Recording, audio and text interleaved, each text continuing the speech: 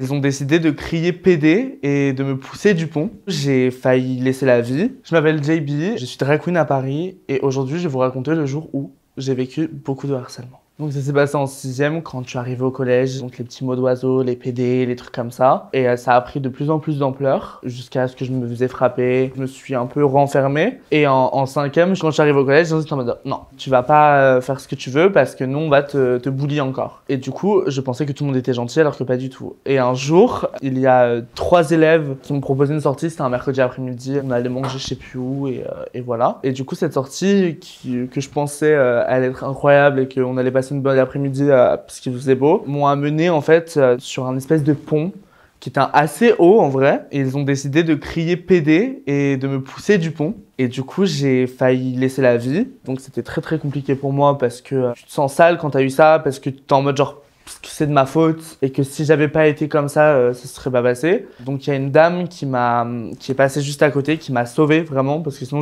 c'était bye bye. Moi je sais pas nager. Faut savoir que déjà c'est la police qui m'a ramené chez moi après cet événement. Ils étaient un peu énervés au début, c'était en mode qu'est-ce qu'il a fait voilà, parce qu'ils pensaient que j'avais fait un truc. Et du coup ils étaient très choqués eux aussi. Et du coup 2 jours après on allait porter plainte parce qu'il y a eu un temps où j'étais en mode en train de réfléchir. La police très très gentille nous a pris la déposition. On sort du truc et on nous dit par contre ça sera jamais pris en compte et terminé. On a juste reçu une lettre peut-être 2-3 ans après en disant c'est classé sans suite et personne de l'histoire, alors que j'avais donné les noms et tout, il y avait des preuves parce qu'il y avait les caméras, il y a eu rien du tout. Parce qu'ils étaient mineurs, mais bon, même s'ils étaient mineurs, t'es conscient de ce que tu fais, dans tous les cas.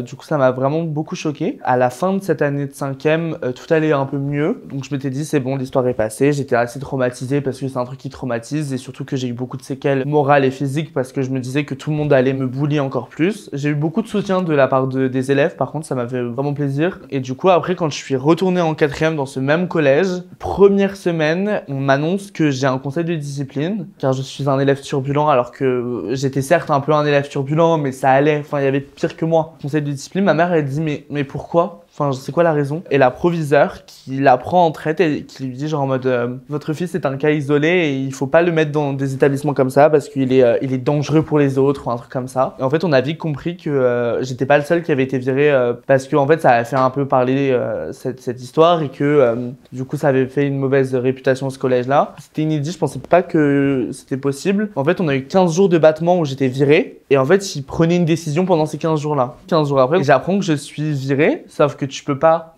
trouver un collège en mi-septembre après toutes les rentrées et tout, c'était chaud. Du coup, j'ai dû attendre et ils m'ont remis dans un collège où j'ai eu de la chance que ça soit une équipe pédagogique incroyable qui m'a aidé à me reconstruire. Et si je suis comme ça aujourd'hui et si je suis aussi forte dans ma tête, je pense que c'est grâce à cette équipe pédagogique parce que je pense que vraiment qu'ils m'ont sauvé. En fait, je me suis vraiment posé, je me suis dit bon, tu vas pas faire ta Zarma, tu vas essayer un peu de réfléchir et tout. Et ma famille m'a beaucoup aidé, ma mère surtout m'a beaucoup épaulé, ma grand-mère. Du coup, je suis très très content aujourd'hui de pouvoir dire que je vais mieux. Et du coup, c'est trop trop cool. Et maintenant, je suis drague, je vis de ma passion. Et voilà, maintenant, je fais de la musique et tout. Donc, c'est trop trop bien. Et je m'en suis enfin sorti de ça. Voilà. Moi, mon conseil, si je peux donner un conseil, si je peux me permettre, c'est de relativiser, vous dire que c'est un court moment et qu'il faut se battre à ce moment-là pour vous faire respecter parce que je sais que c'est très très compliqué, c'est plus facile à dire qu'à faire. Il faut vraiment vous battre, vous battre, vous battre.